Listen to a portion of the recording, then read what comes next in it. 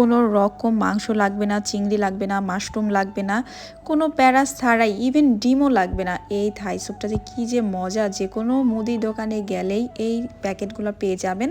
তো আমি এখানে কড়াইতে জাস্ট 4 কাপের মতো পানি নিয়েছি, যেহেতু আমি এখানে 2 প্যাকেট নিয়েছি থাই স্যুপ। তো এটাকে আমি একদমই নর্মাল পানিতে কিন্তু দিয়ে দিচ্ছি, মিক্স করে নিচ্ছি। তার কারণ হচ্ছে এটা যদি গরম পানিতে দেই তাহলে কিন্তু একদমই দলা পেকে যাবে।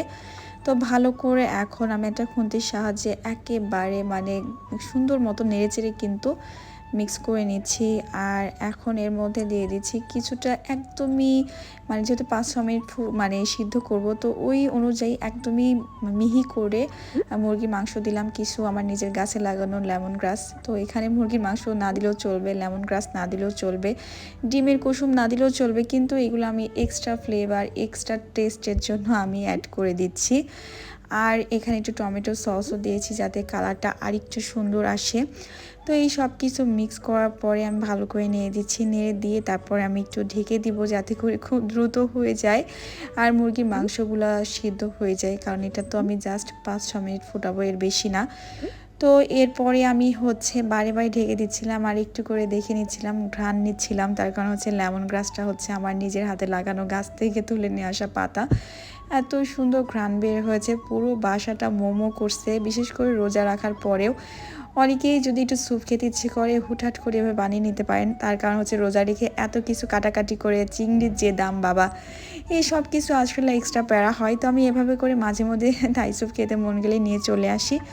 তো আমার কিন্তু অলমোস্ট থাই স্যুপ বানানো কিন্তু শেষ।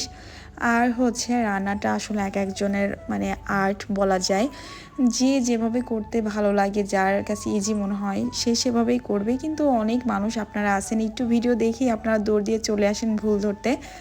অবশ্য আপনাদের এই ভুলগুলাকে আমি একটু অন্য চোখেই দেখি, ওখান থেকে আমি কিছুটা অবশ্য শিখতেও পারি। কারণ হচ্ছে অনেক সময় দেখা যায় যে অনেক ইউনিক ইউনিক অনেক কিছুই আপনারা কমেন্টসে বলেন যে এইভাবে না এভাবে দিলে বেশি ভালো লাগতো। আসলে যার মুখে যেটা যেভাবে ভালো লাগে। তো আমার কিন্তু থাই স্যুপ কথা বলতে বলতে একদম রেডি, এখন জাস্ট পরিবেশন করার পালা।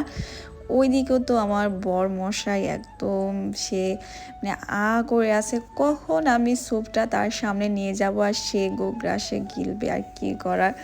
কারণ তার জন্যই আমি বানাই, সে খেলে মনে হয় যেন আমার দিল আত্মা ঠান্ডা হয়ে যাচ্ছে, তাকে খাওয়াতে পারলে আমার অনেক ভালো লাগে। এখন অলমোস্ট রাত 3:30, সে বলে সেইটিতে নাকি সে থাই স্যুপ খাবে, এটা কোনো কথা? সাথে আদার্স অনেক ফুডই ছিল যেগুলো আসলে দেখাচ্ছি না, যেহেতু আমি এখন থাই স্যুপের রেসিপি নিয়ে আসছি।